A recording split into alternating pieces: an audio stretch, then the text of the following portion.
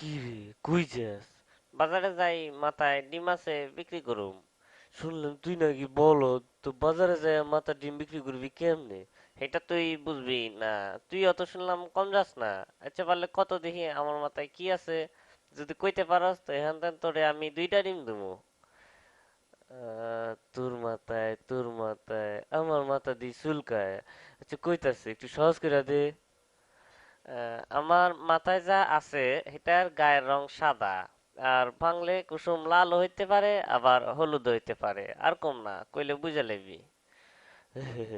বুঝে গেছি, তোর মাথায় লেম্বু।